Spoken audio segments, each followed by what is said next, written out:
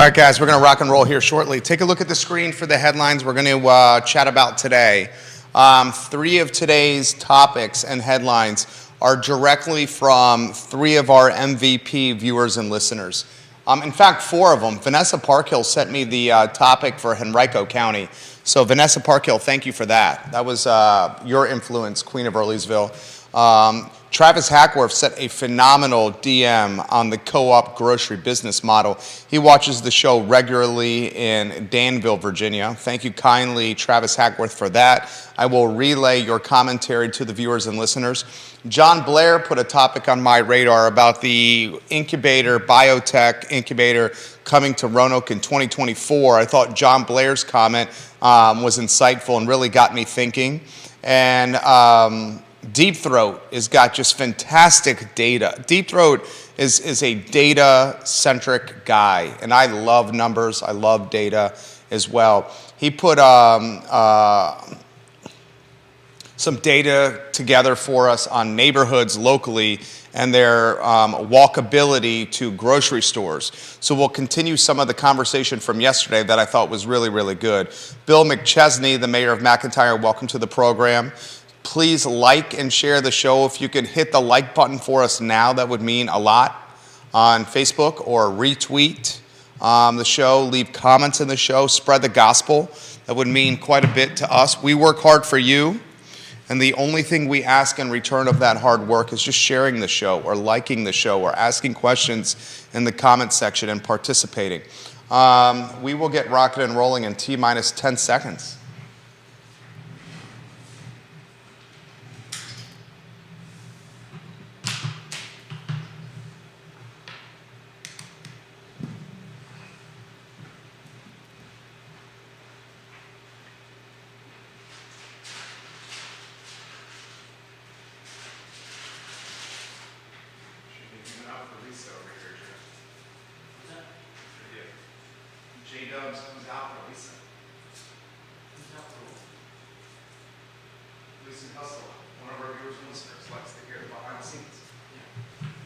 All right, we're good to go when you are.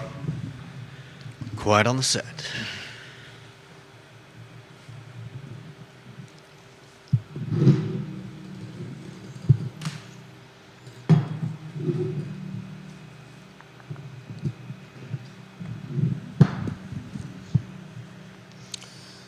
Good Wednesday afternoon, guys. I'm Jerry Miller. Welcome to the I Love CVille show. Thank you kindly for joining us live in our building, the Macklin Building in downtown Charlottesville.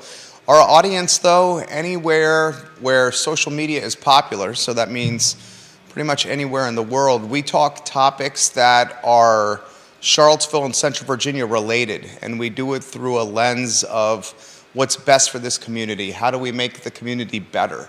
The tagline for I Love CVille is the best of Charlottesville, Virginia.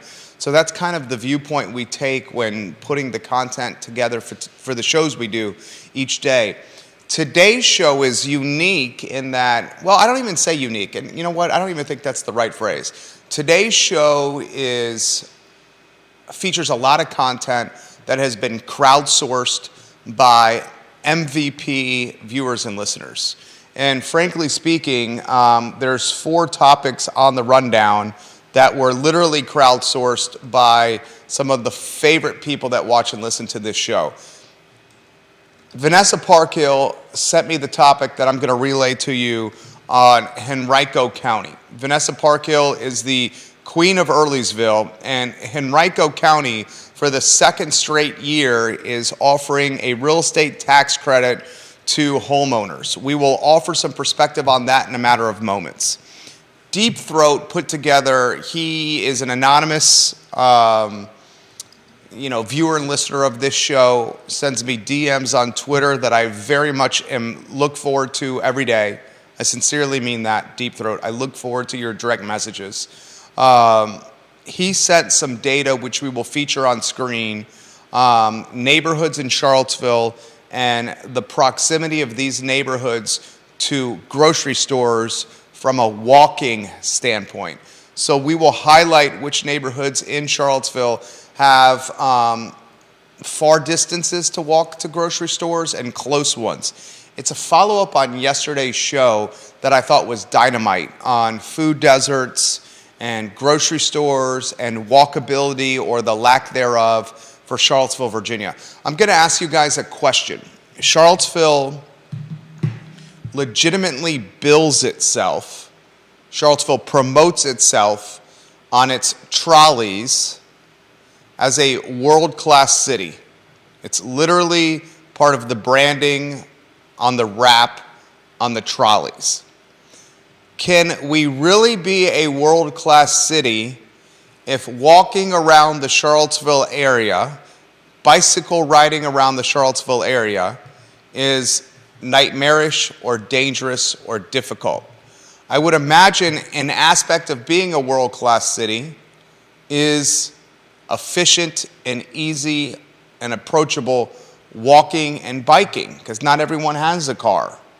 We'll talk that on the show today with a lens of neighborhoods and how close they are to grocery stores. I also am going to relay just a fantastic direct message to you from Travis Hackworth, the king of Danville, Virginia, watches our program routinely from Dan Vegas, and he sent us a number of direct messages yesterday that are on the grocery store co-op model, something that Judah Woodcower brought up yesterday that I thought was very good. We'll talk about that. We will also chatter John Blair's comments on the Roanoke incubator that's being planned for 2024 and how the Roanoke incubator is going to be different than the Paul Manning Institute here in Charlottesville, a biotech incubator that's coming to Seaville and Fontaine Research Park thanks to a $100 million donation from the Manning family. That topic on today's show. I need to get some news out of the notebook first, so look at the screen for the headlines. In fact, one of our viewers and listeners offered some feedback yesterday, Judah, on the headers we show on screen, and I don't know if we can talk about this off air, but it was through an Instagram direct message that when we are finished with the topic, he'd like to see that topic somehow grayed out on the header on screen. So we can brainstorm off air. We don't have to talk about it on air. It just came to me on the show. We love your feedback on the program. We integrate it into the show routinely. You guys make the show better. So if you have ways we can improve it, let us know, and oftentimes we'll work it into the mix. First, some items out of the notebook first. I've been texting with Daniel Kaufman. He owns Public Fish and Oyster. He also owns The Bottle Shop, which is a business that sells, wine and beer by the bottle. Both Public and The Bottle Shop are located on West Main Street. Daniel Kaufman is opening a third business on West Main Street, and that's Black Cow Chop House. The grand opening is today for Black Cow Chop House, a traditional steakhouse. He has texted me, Daniel Kaufman, the following. He said, Black Cow opens tonight, Jerry. There are very few tables left, but we do have a full menu, and folks can sit at the bar and lounge if they'd like. So the grand opening of Black Cow Chop House is today on West Main Street. This will be the third business Daniel Kaufman owns on West Main Street. He has become the mayor of West Main, Daniel Kaufman. I'm on the Black Cow Chop House website now. The URL is blackcowchophouse.com. I'm looking at the menu as we speak. It looks absolutely delicious. You got starters like jumbo shrimp cocktail, buttermilk fried oysters, steak tartare, a lobster bisque. The appetizers and the soups and salads range from $11 to $21 in price. Steaks or chops, steaks and chops, for today range in price from $25 for a bone-in pork chop that's 12 ounces to $69 for Chateaubriand. Chateaubriand, am I saying that right? A 14-ounce cut of meat that serves two is $69. He also has one of my personal favorites, a rib end tomahawk 24-ounce cut of meat from Seven Hills for $59. So you're looking at meat ranging from $25 to $69 on the menu. Pretty extensive cocktail menu and beer by the glass and beer from a draft standpoint, wine. I mean, the restaurant looks delicious. Like many steak-centric restaurants that do it from a classy standpoint, this is not a restaurant where if you're counting your pennies, you're going to be going to, okay? You're going to spend, if you're getting a drink and an appetizer and an entree, you're probably looking at somewhere close to $100 a head. Certainly after tip and gratuity and taxes, $100 a head, $200, $225 a couple, okay? So if you want an alcoholic beverage, an appetizer, and an entree. But you know what? If it's done extremely well and everything Kaufman does is well, I think these prices are fair and in line of value that they're offering. Okay? Black Cow Chop House, grand opening today. Limited seats because folks are very interested in what Kaufman's cooking, but there are seats and a full menu served at the bar and lounge. Two other items I want to get out of the notebook, which we did not get to today. The Brews on High, the coffee shop, goodness,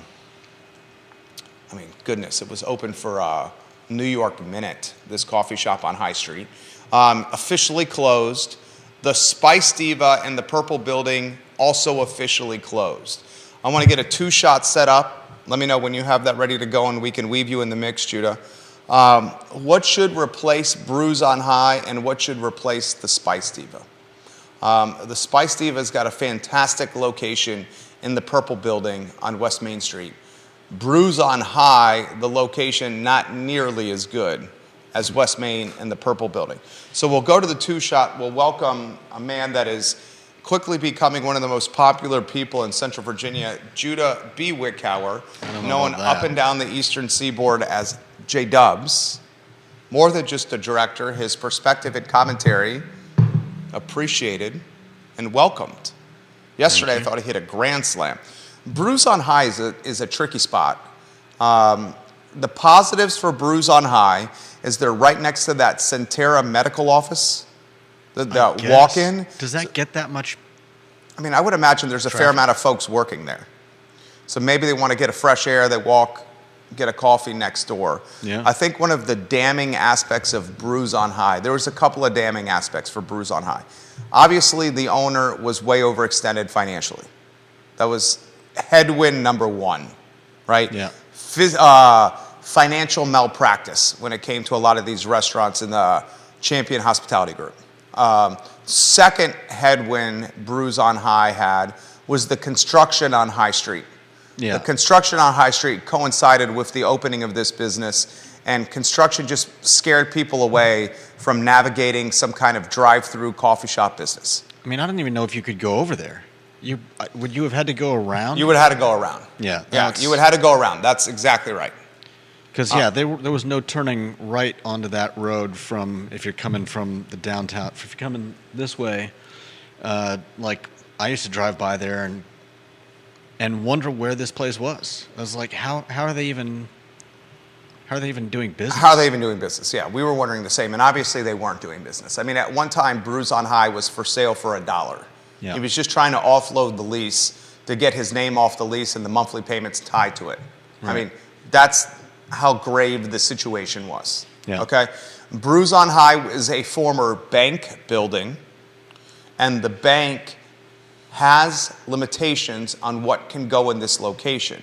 For example, friend of the program, David, did you pronounce his last name? That owns Skooma? Trecarici. There we go. David Trecarici, friend of the program, great guy. He looked at Brews on High for Skooma Boutique Dispensary, his dispensary business model that specializes in, Delta 8, CBD, and is waiting till once weed gets retail legalized, it'll become a weed dispensary. I think he's going to crush it with that business model. Oh, yeah. He looked Skooma at that location, but the landlord prevented a dispensary from going there. Wow. So the landlord has some autonomy and influence of what will replace Brews on High. So Did you before say we the go, bank is the landlord? yeah, bank's the landlord. That's okay. Bank's the That's landlord, and I believe there's an ATM there. Oh, And- still there? Yeah, and because their ATM's still there, they limit or have influence on who's going to replace, That's who's a going to be little the more tenant. understandable. Yeah, it's more. I get it.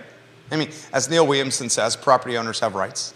Yeah. Yeah, you're a landlord. You can say who goes into the business. I got Yeah. no problem with it. Yeah, I mean, if they were just, if the drive-through of the bank was gone, I would be a little more, curious why they would say no. But considering they've got it still going on there, I can kind of understand why they would be selective. So why don't we ask what should go there? And before I ask what should go on Brews on High, is that even a good location? Here's my concern. I live in, as you know, Keswick. I drive down from Keswick down Pantops Mountain, and I take a left on High Street to come to work, right? Take a left on High Street to come to work. High Street's a cluster. It is an absolute cluster. It has become a cut-through or a thoroughfare for anyone on Pantops or in eastern Albemarle County that needs to get to downtown Charlottesville, the University of Virginia, or the heart of town. And as a result of that, traffic is a nightmare. The safety of the street is next to nothing. I've said once, and I'll say it again, I think the most underutilized corridor in Charlottesville is High Street, even more underperforming than Cherry Avenue. I've heard from parents countless times of how difficult it is to walk with their kids because the sidewalk starts on one side of the road, stops, and then goes to the other side of the road. There's a significant apartment complex coming by the Rivanna River next to the Rivanna Rafting Company, right? Yeah. A significant one that's coming there. Once that construction project starts, it's going to be even more nightmarish to navigate High Street. Yeah. Question for you. Should you even consider the location for a business? And then the second part is, what should go in that spot? That's a tough one. I mean, that spot is so. When you mentioned when you mentioned where you drive from, I thought you were going to bring up the fact that by the time you get to by the time you would be passing Brews on High, you've already gotten your coffee wherever 100%. You've either stopped at the top of Pantops or Well, I mean, or you know me. or you bring it from home. I bring it from home. My point being that You're passing a ton. My point being that a coffee place either has to be close to where you're, hopefully close to where you're leaving, because you don't want to. I mean, I wouldn't want to drive to work and then pick up my coffee. I'd want to have it on the drive with me, and so you either want it to be close to where you're leaving, or you want it to be very close to where you're ending up. And I feel like Brews on High is a little bit off the, even though it's like 5 feet off the beaten path, it's still off the beaten path. And it's just an odd location. It's perfect for a bank drive-through, because if you got to stop at the bank, I mean, you go where you've got to go. But for coffee, there's if you're going to end up on the downtown mall, there's places on the downtown mall to get coffee. I think that's a great take. I don't think a coffee shop is the best use of that spot. No. And you have a fantastic reason why that's the case. Furthermore, you talk about most competitive spaces of business in Central Virginia. I've always said the two most competitive fields of business in this area are real estate agent. We have 1,200 plus realtors, saturated. Yeah. And restaurants. If there was a subcategory of restaurants, it would be coffee shops. There's coffee shops everywhere. Yeah. There's a reason that's the case. It's because it's an extremely addictive legal drug, right? And the margin is obscenely ridiculous on coffee. Just like the margin on eggs and pasta, it's obscenely ridiculous. Although the margin on eggs is shrinking because the cost of eggs has gone up dramatically. Coffee margins are fantastic. To your point, I don't think a coffee shop is best suited for the Brews on High location. No. What do you think should go there? Oh, man. would you even consider opening a business there? Like, put it in perspective to the Spice Diva. The Spice Diva's got better parking, more cars drive by. It's got retail neighbors like Feast, Yeah. Albemarle Baking Company, where additional foot traffic is going to be coming from them, Yeah. and they may creep over to the Spice Diva. Heck, Orzo is there. I mean, the market's the Main Street Market, the purple building on West Yeah. Main. It's called the Main Street Market. Is Tony, is prestigious. Because of Feast, you have very wealthy folks patronizing the Main Street Market. And those wealthy folks have no problem spending additional dollars on, say, a la carte spice purchases. That's why the Spice Diva was in business for 11 years. Right. Not only just in business for 11 years, but she went from the tiniest footprint in the Main Street Market to choosing a larger footprint, which means she took on additional overhead. Yeah. Main Street Market, huge potential. Take over the lease for the Spice Diva. Right.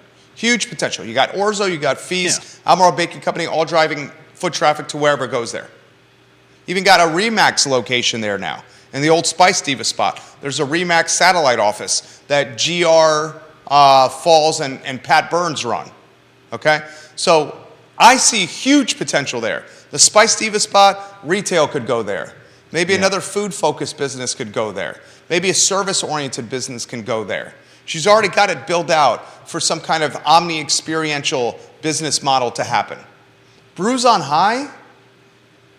How would you even characterize that? Certainly not Class A. I don't think it's Class B. I'm not trying to throw shade on this location, but High Street's a cluster duck. Quack, quack, quack. Maybe you call it Class C. Viewers and listeners, what would you put in that spot? I mean, is it best situated for a service business? Like attorneys or a consulting group, architectural firm, something like that, converted into office space? Yeah, possibly. I think it just feels like the kind of place that you're right. You would look up and find the address and go there for something specific. I don't know why. It just doesn't seem like the kind of place that you would turn off to stop at, even if it is to go through the drive-through. But I then also again, think I'm not a coffee person, so. But I also think that's part, and we'll get to comments here. I also think that's part of the vibe on High Street. High Street could be special. High Street is a connector road between Pantops and downtown. It's close enough for you to walk downtown. It could be special. But until the approachability, the walkability, and the bikeability on High Street is improved, and until the Cosner family, Kim Cosner calling the shots now for her family. This is the Cosner family that owns Cosner Brothers. They own that ginormous empty lot across from Cosner Brothers where they rent space to food trucks daily. I'm told it's $25 a day if you want to pull your food truck up there and try to make a go of it. Until the following happens on High Street, the Cosner family chooses to develop their holdings, sell their holdings, one of those two options, until High Street gets better walkability, approachability, and bikeability, and until the businesses on High Street go from being, how would you characterize the businesses on a High Street? A lot of them are like manufacturing businesses. They're like, you got what? Charlottesville Glass and Mirror. There's Fitch, Charlottesville Glass and Mirror. There's a place that used to be a laundromat, but I think now it's some kind of a church or something. That's there. There's a church there. You got a sanitary business there. I think Charlottesville Sanitary is there. Yeah, I think I might have got squeegee blades there before. Right. There's like a hair place with a burger on their sign. Yeah, I mean, you do have Riverside. We love Riverside. Yeah. You do have Fabio's. We love Fabio's. Oh, yeah. We love Had La Fabio's last Michoacana. night. We love Jack and Jill's. Those are all located there. Tubby's. We love Tubby's. Yeah. There's 2 used car dealerships there, Harding Auto, and then the one across the street from Harding Auto that might be the entry point for the used car market in Charlottesville, the one that's across the street from Harding Auto and Tire Sale. I mean, it's just not a... I'm choosing my words carefully. I think an issue that we run into a lot in Charlottesville is that there's no walkability. Like, you see oftentimes you've got shopping areas, like all up and down 29. You've got we were just talking about Red Crab. There's a McDonald's in there. There's a shoe place. There's a Staples. There's a used bookstore. There's a martial arts dojo in there. There are different places that you can go in there, but the bottom of East High is just like one random business, and then some empty space, and then another random business like across the street, and it's almost like the businesses zigzag up the road, and it's just Here's a perfect example. It's not planned out From Matt Daring. Matt Daring got a moniker yesterday, the king of mountain biking, Matt Daring. He's also a data guy. He says, I would classify High Street between CFA and Freebridge as absolutely schizophrenic. Yeah. That's perfect. Yeah. It zigzags back and forth with no particular notion of what it wants to be. Anonymous says, in regards to High Street, check out the map. That is ground zero for undervalued commercially used land. Perfect comment right there. Ground zero for undervalued commercially used land. Yeah, I mean, getting towards once you start heading up this way, you even have like houses that are doubling as businesses. Like I think there's a hair place. There is next to Riverside. Yeah, right next to Riverside. There is. There absolutely is. But there's another one like right where High Street splits to Mead. There's like a house with a stairway going up to the front yard, and there's like a sign out front saying like so and so's hair. Right. Kevin Yancey watching in Waynesboro. Fisher Auto is on High Street. That's another one. Yeah. And he said there was a wood stove fireplace store across from Fisher Auto. The mayor of McIntyre, Bill McChesney, is highlighting that there is Charlottesville Sanitary, which we call it, plus the vacuum cleaner place. I mean, it's just like this, like Matt said, the king of mountain biking. It's schizophrenic. Yeah, I mean, I'm looking at it, and it's just weird. Charlottesville is so limited because it's landlocked and it's only 10.2 square miles. But of Charlottesville, Virginia, High Street and Cherry Avenue are the two most underperforming areas of Charlottesville City right now. You drive down Cherry Avenue, you see empty lots everywhere. You see homes that can be knocked down and built back up with increased potential density. The shopping center, what is that, the Cherry Avenue Shopping Center? That leaves a lot to be desired. I mean, it basically looks, I haven't seen it in a long time, but the last time I did, it basically just looked like a gas station with a couple more, like. You got a payday lending business out of there. Payday lending businesses are piranhas. Yeah. Legitimately piranhas. I mean, those are the two most underperforming areas of this city. Yeah. And it's not even close. Can anyone think of an area, a street, one road, one avenue that is more underperforming than High Street or Cherry Avenue in the city of Charlottesville? Put it in the feed if you can think of one. Put it in the feed if you can think of one. I'll relay it live on air. Yeah, here we go. Eris Electrolux. Right next to it is a house that's being used as Eclipse Beauty Salon. Then there's the Liliana's Beauty Salon next to Riverside that you're talking about. You're putting a map on screen, or are you looking at the map street view? I'm looking at the map. Okay. Anonymous says, seems like commercial to residential would be a great project for High Street. Taking some of those commercial afterthoughts and converting to residential. He also says Harris Street is an underperforming area as well. Harris Street. That's where Interstate Pest and Service Companies used to be located. Yeah. Bailey Printing on Harris Street. There was a jiu-jitsu place. There's the Ace Biscuit and Barbecue is right off there now. Matt Daring, the king of mountain biking. 5 years ago, I lived off High Street, right by Fabio's. Living by a Costner property was not a fun time. We and several friends moved out because of their behavior, not trying to denigrate anyone, but it was very, very rough.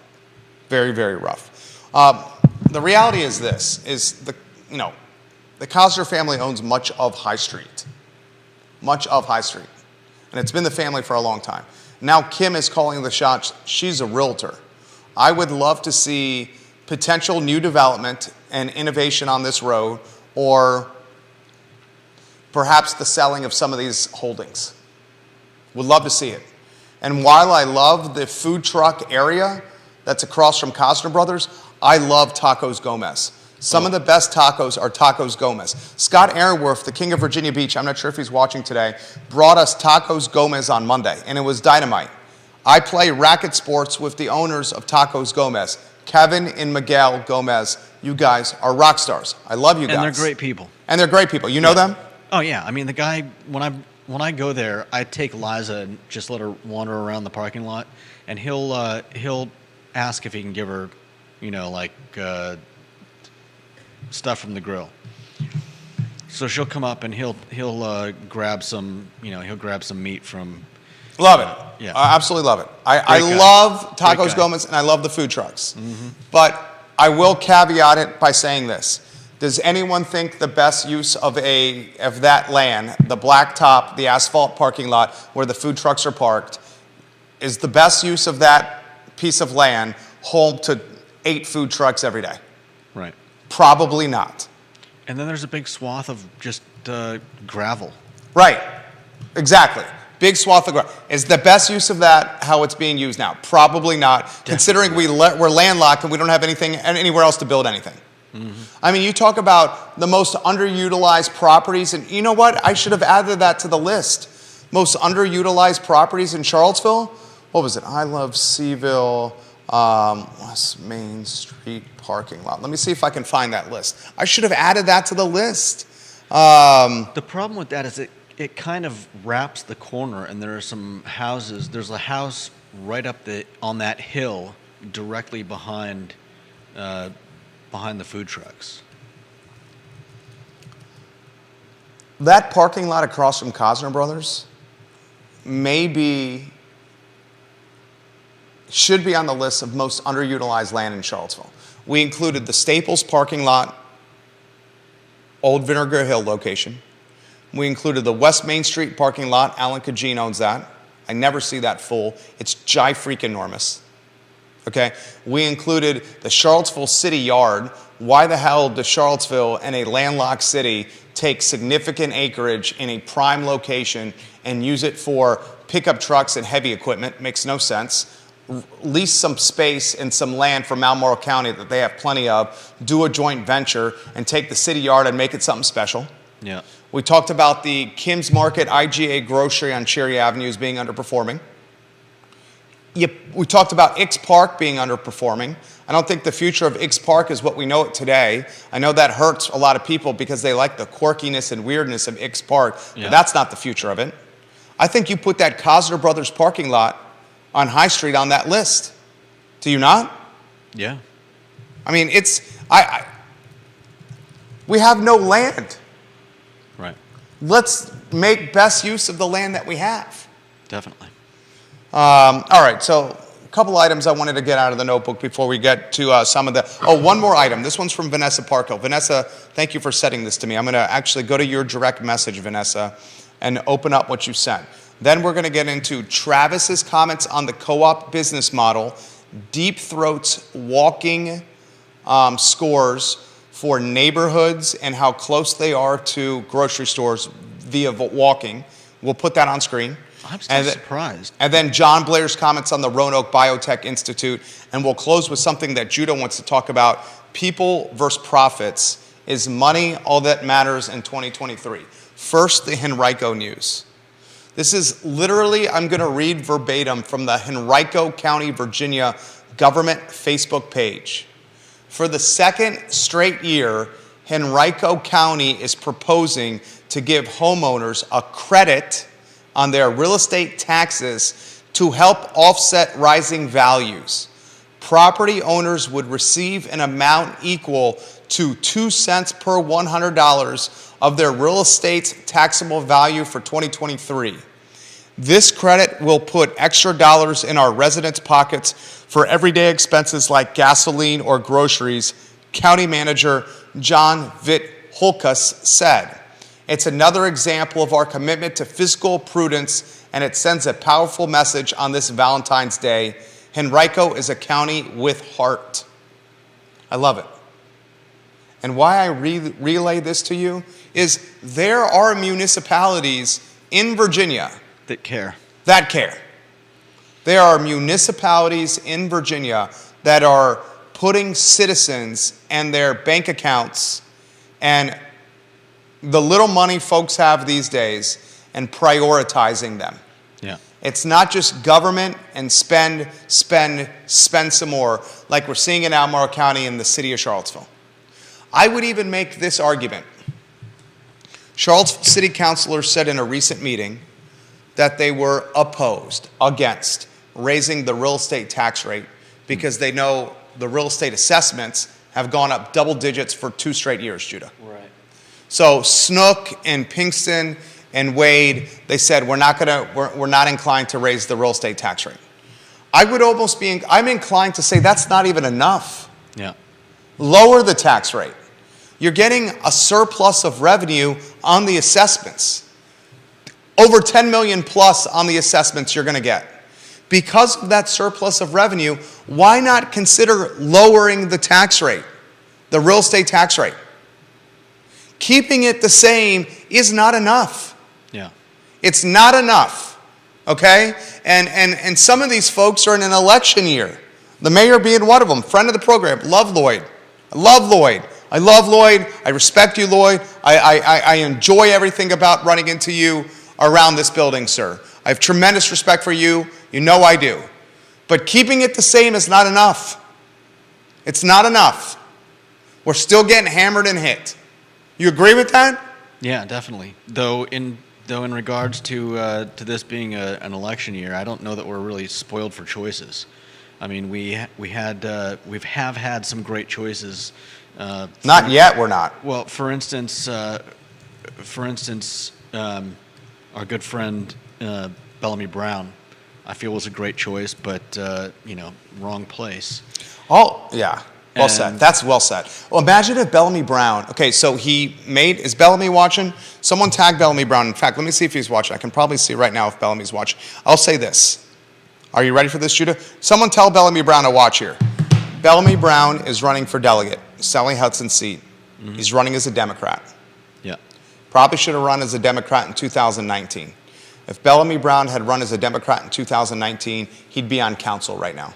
Yeah. He'd be on council. Possibly. Because he ran as an independent, he lost. I'll cut to the chase there. It's a Democrat-leaning city. We all know that. Yeah. Did Bellamy choose the wrong race to run? Because if Bellamy ran for council now, Charlottesville City Council, as a Democrat, with his pedigree and his approachability, his likability, his commitment to innovate, Bellamy is a great dude. Yeah. He's honest. Mm-hmm. He's a great communicator. He is from the area. He wants to make the city better. He has got a finance background. He is a great guy. He's a great candidate. Yeah. But he is in an absolute dogfight right now in this delegate race with Katrina Coulson, school board chairwoman, Dave Norris, former mayor, Dave Brown, former mayor, Deshaun Cooper, head of the Young Democrats in the Charlottesville city and actively involved in the Democratic Party, and the speculation and scuttlebutt has Ned Galloway jumping in this race as well. Did Bellamy pick the wrong race to run? Because if he ran for city council, here's his competition so far. Lloyd. There's 3 spots open. Lloyd's the only one that's announced so far that he's running for re-election. The speculation is Michael Payne's going to run for re-election because the $18,000 he's making each year as a counselor is his primary source of income, plus the health care benefits. Still, that's only 2. That's 2, even if Payne does. That leaves a 3rd spot open. Did he pick the wrong race? Could be. And if he made it onto the council, he would have 2 years to spread his name And Before the next delegate run. yeah, Yeah. There you go. grow his base. There you go. I guess we'll see. I mean, I'd vote for Bellamy. Bill vote says for- Bellamy did not get into the primary last time. He did not get into the Democratic primary, Bill, because he ran as a independent. So he was not in the primary because he ran as an independent, not as a Democrat. Bellamy was in the general election and lost. Yeah.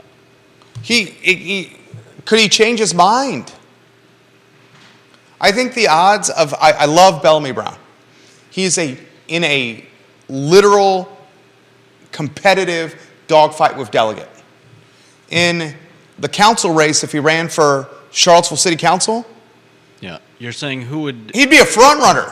You're saying even if 3 or 4 people did jump on to Council race. run, He'd still be a front runner. yeah, That's what I'm saying. who could put up a big enough fight? That's what I'm saying. You would imagine Lloyd and Michael with the value of being the incumbent, Yeah, but you got to say B squared, Bellamy Brown is the front runner for spot 3. Police Civilian Review Board already ran for council and actively involved in the community. Yeah, And a great dude. yeah, definitely. All right. So props to Henrico County for legitimately offering a tax credit to their citizens. I mean, it's special. It's absolutely special. All right, let's get to our next topic. So Deep Throat is watching. Let's get to his graph. Dylan's Rule on Twitter is sending me a thread. High Street and Cherry Avenue are the most underperforming areas in Charlottesville. I'd also throw the western side of 5th Street between Tonsler and Beacon on 5th as well. It's a disgrace. It's an absolute joke. So I'm going to quote tweet this. I read this live on air. Exclamation point. Tweet. Warrior AG watching on Twitter says, it's all about Charlottesville. Get the information now from Jerry and Judah. And Warrior AG, Albert Graves, we love you, Warrior AG, says they need the surplus money for studies on renaming schools and finding a city manager. A little zing at Charlottesville City from Warrior AG on the Twitter sphere. All right, you got that data on screen? Not yet. Matt Daring, the king of mountain biking, you'll like this a lot. You will really like this a lot, Matt Daring, especially There with it is. your data background. It's on screen? Yeah. All right, everyone, it's on the screen now? Yeah. All right, look at the screen now. I'm flabbergasted.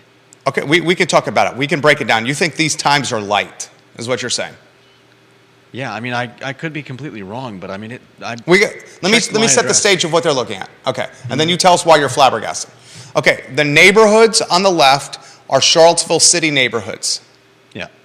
This is data from Deep Throat. He's a data guy, a guy in finance who knows land use and zoning and Charlottesville City real estate as well as anyone I know. And I know it pretty damn well. This guy knows it as well as realtors.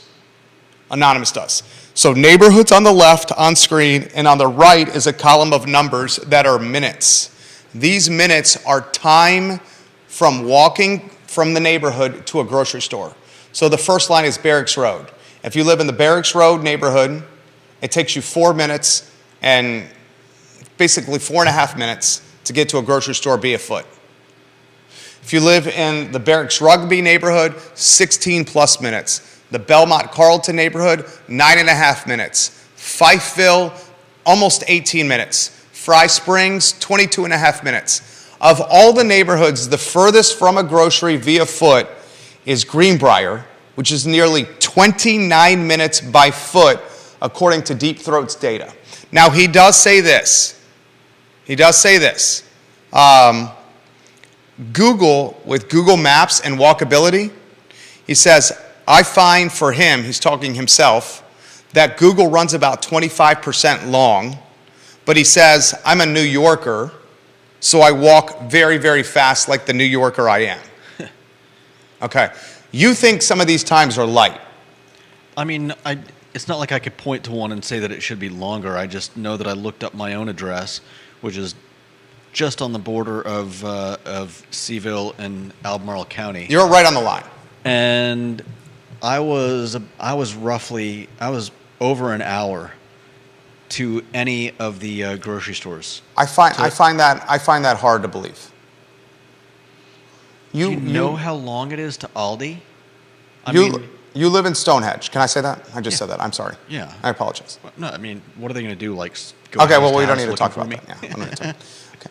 You live in Stonehenge. Yeah. There's no way it's going to take an hour by foot to walk to a grocery store.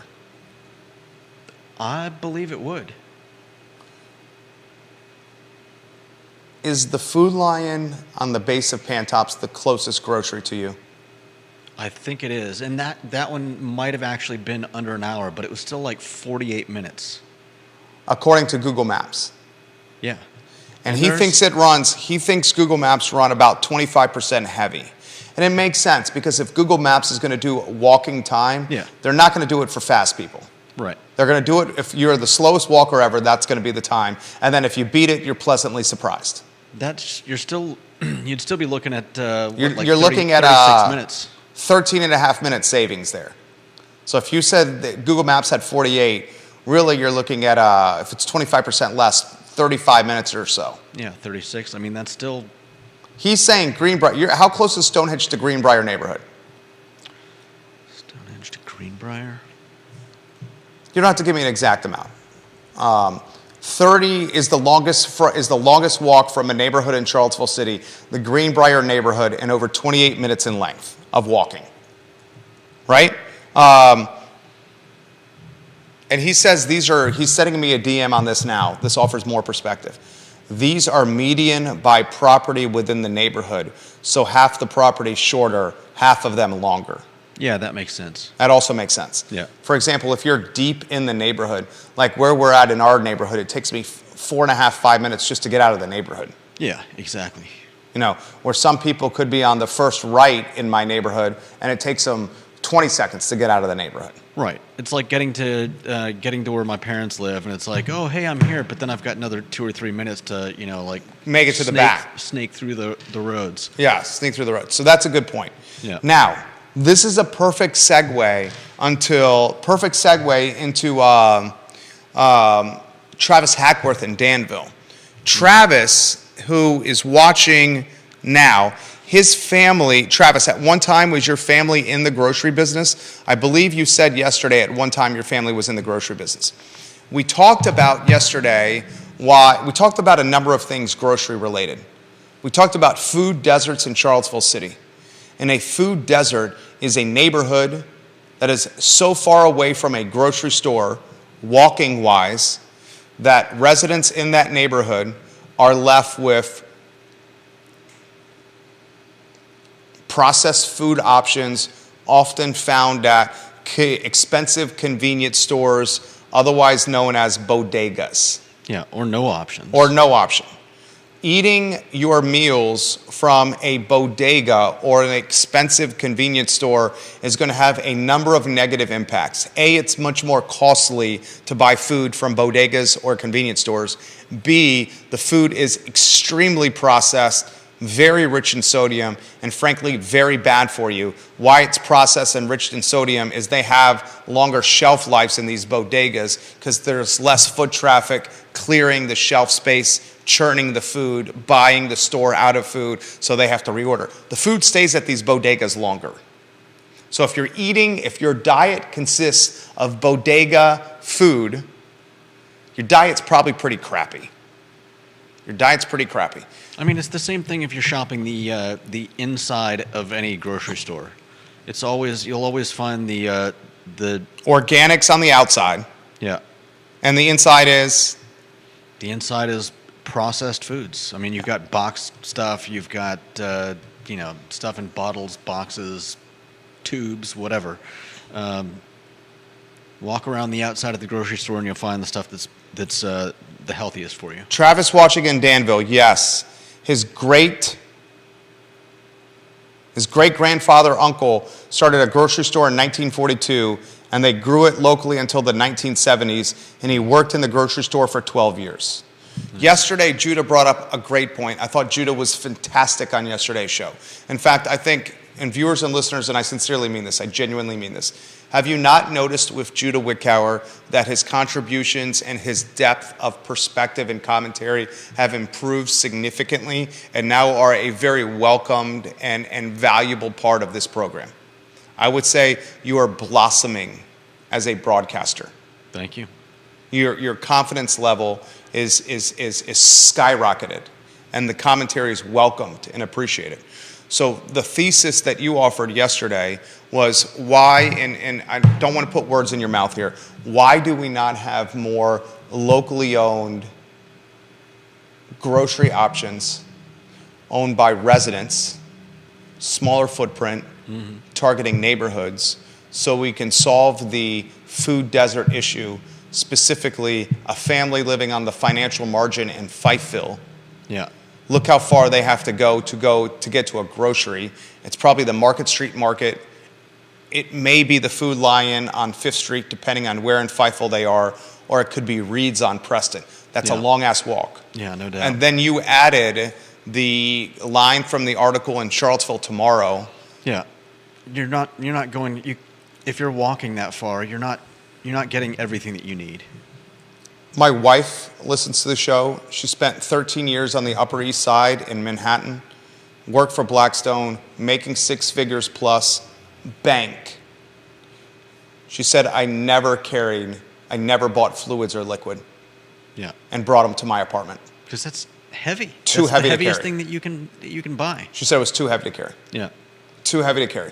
And that's to the point of the Charlottesville Tomorrow article. The gentleman quoted in the Charlottesville Tomorrow article said he had gone without orange juice for I don't know how many years. years, he said. But think about it. Like, if you've got kids, are you really going to the store and getting a 2-gallon bottle of milk, carton of milk? What are you getting for your kids to drink? Matt Daring, the king of mountain biking, folks in the food equity space have pivoted from calling them food deserts to food apartheid. Food apartheid. The reason is because deserts are naturally occurring things, but apartheid is by design. I like that. We should steal that.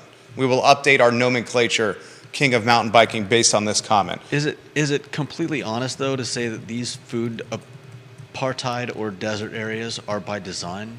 It may have more to do with, it may have something to do in some cases with whether or not a business wants to set up shop in a particular place. So you're basically saying, and I'm trying to navigate this very carefully. As was I. You're basically saying, does the entrepreneur that may even consider opening the bodega or the smaller grocery, is that entrepreneur choosing not to open in certain neighborhoods because of socioeconomic demographics?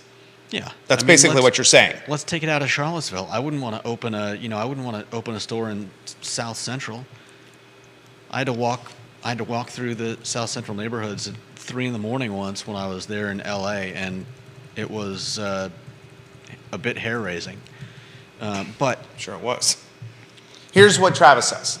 I'll read it. So your whole approach was the co-op model yesterday. I think, part of it is turning these places into areas where a business would want to open. And I think part of that is making it easier to do. Part of that is about, making sure that the neighborhood is safe and whatnot. But another part of it is just making it viable.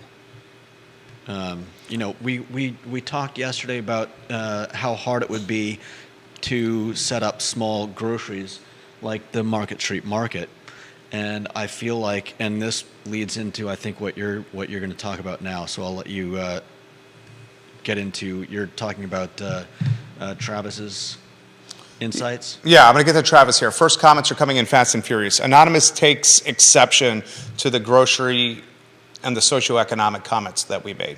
He said, Greenbrier is not poor. It's a wealthy neighborhood. The mayor lives in Greenbrier. I believe Brian Pinkston also lives in Greenbrier. He says, there's not much of a huge correlation between wealth and grocery distance, at least not in Charlottesville anyway. Right. That's why I question. The issue is a combination of high walking distance and a lack of access to cars. Katie Pearl, the Queen of Whitehall, adds to that. He's chiming in anonymous via Twitter DM. Katie Pearl on the I Love Seville group, the Queen of Whitehall, you cannot buy groceries for a week when you have children and expect to be able to carry the groceries home. You will definitely need a vehicle if you're buying groceries for a family. That's what I was 100% saying. right. You can't be walking. I don't even think you could take public transportation and buy groceries for a week and take public transportation and do it. Yeah, if you've got more than 1 or 2 kids, I mean, you're probably, if you did all your shopping for a week, you'd probably fill the shopping cart, and there's no way you'd still Lugging that on a bus. You'd still have to lug that to the bus stop. Right, exactly.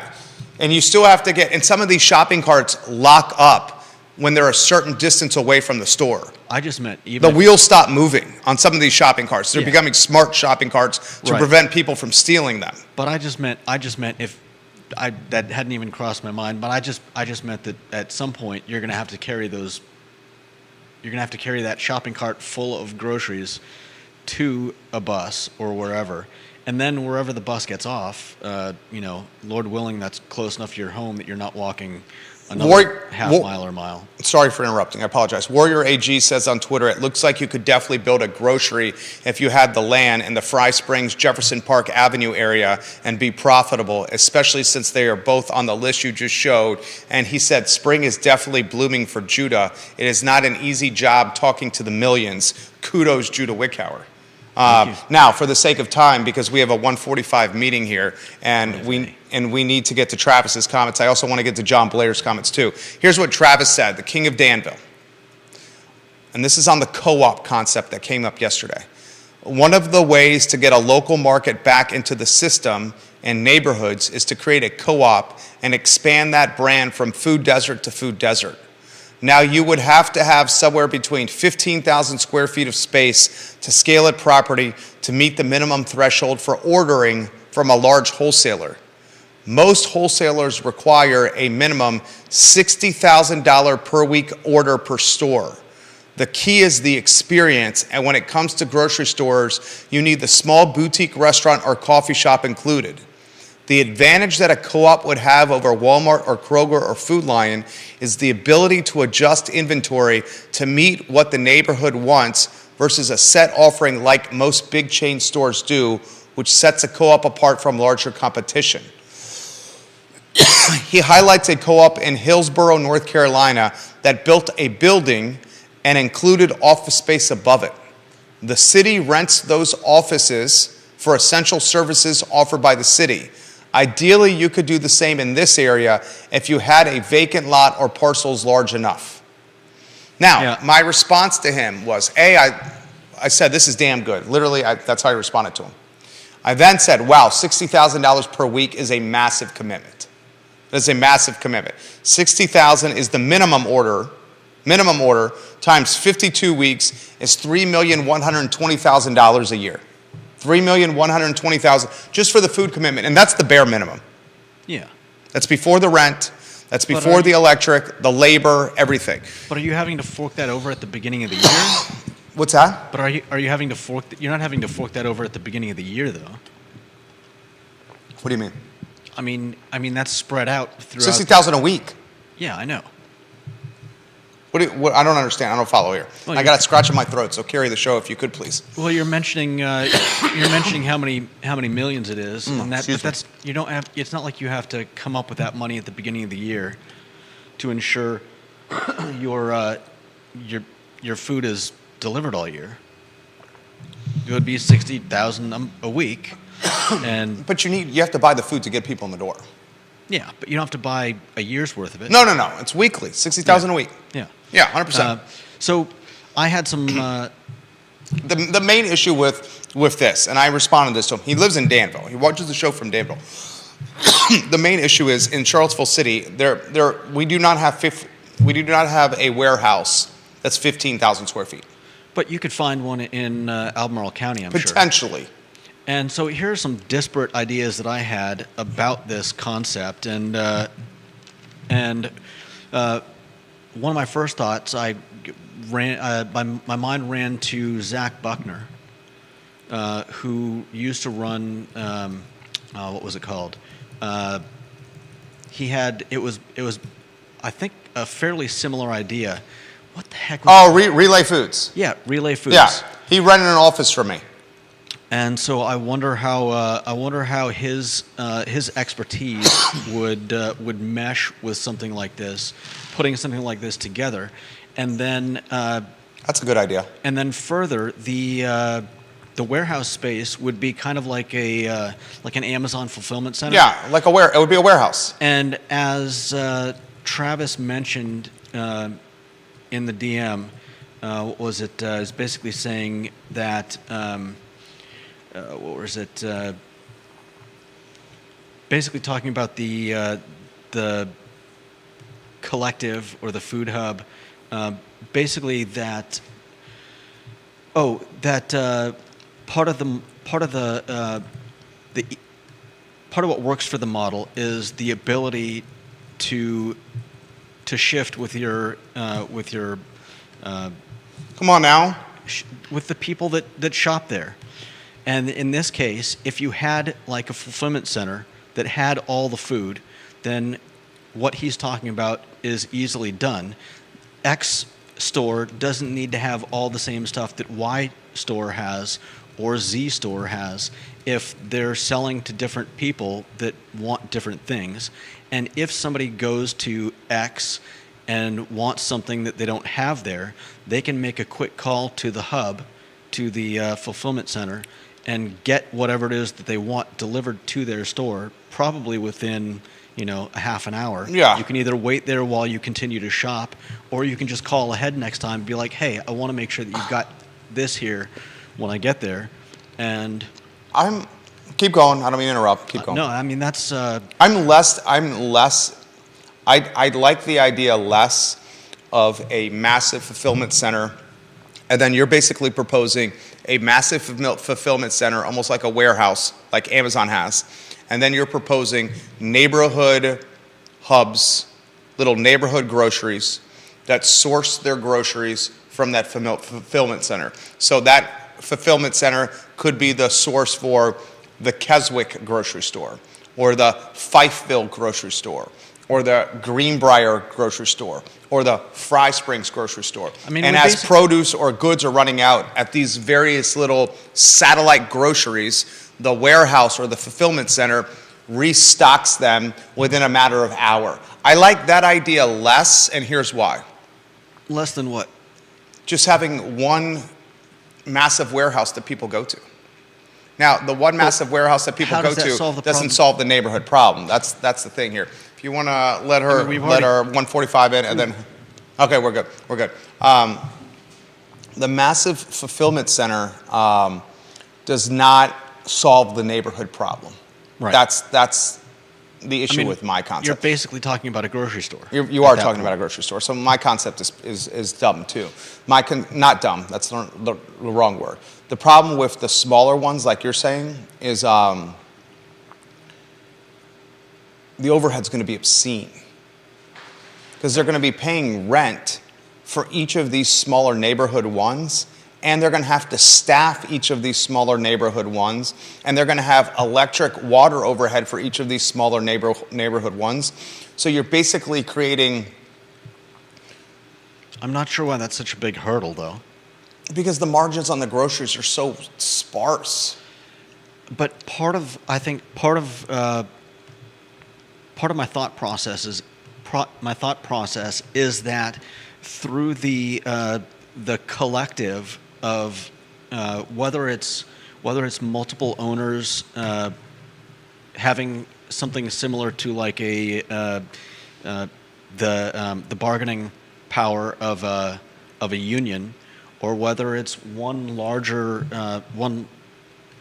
owner who is who's spreading out all these little stores through the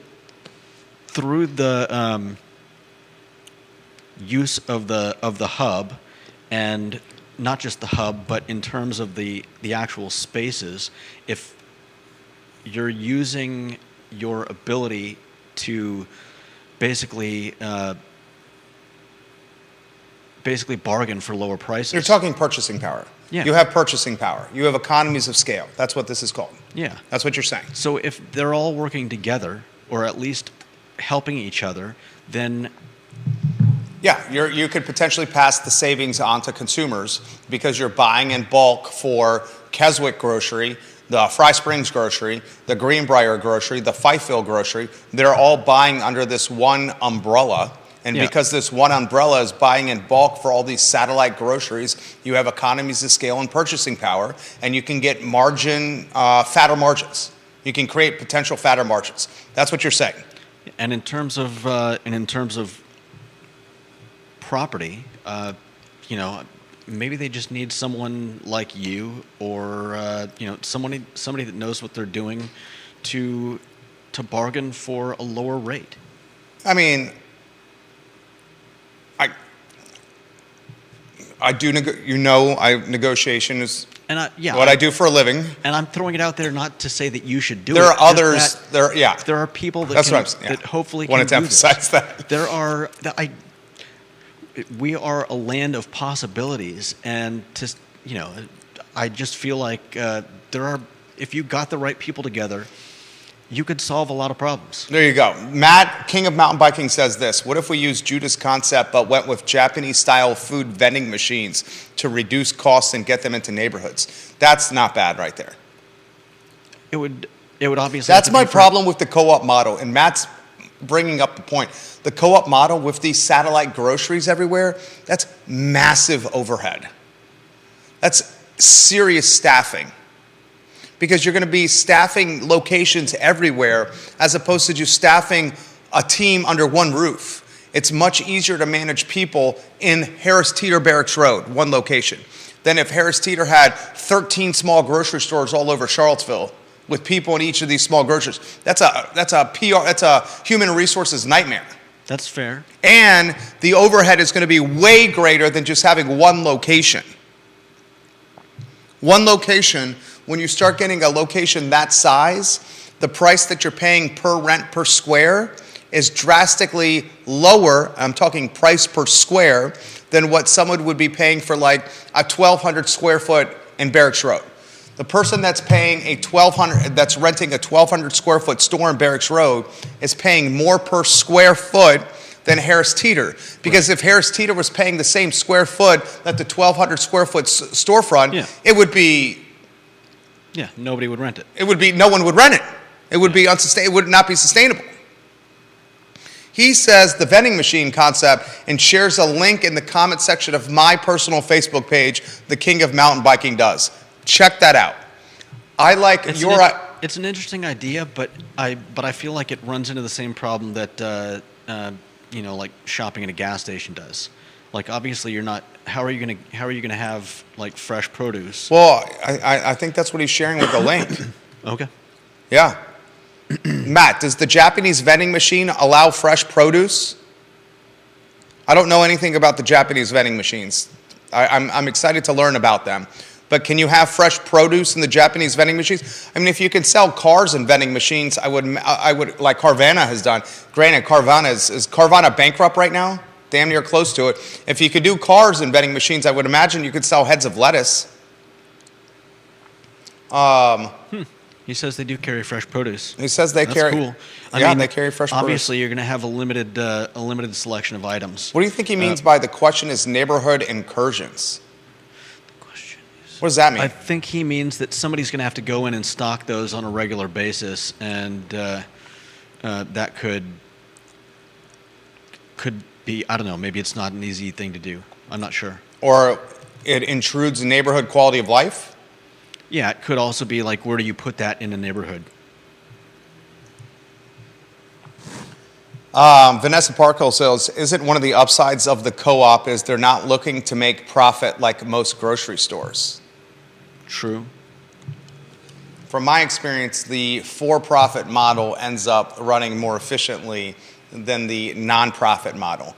And unfortunately, that might be a topic for tomorrow, where we're going to save this. And Judah came up with this idea: people versus profits. Is money all that matters today? We'll talk about that on tomorrow's show so we can take a deep dive. I do want to get John Blair's news out, which he shared with me. There's a biotechnology incubator coming to Roanoke in 2024. It will create 250 jobs. John Blair says this. I don't know if you saw this, but this is the sort of head-scratching things done by the Commonwealth of Virginia.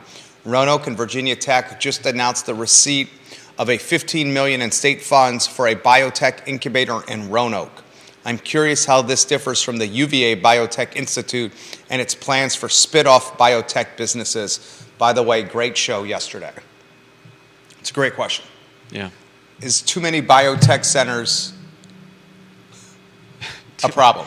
Too many biotechnologists in the kitchen? Is too many biotechnologists in the kitchen a problem? Yeah. It's a very good question. All right, that's the show. We got a 145 with a client. Judah Wickower, Jerry Miller. The I Love CVille show today presented by the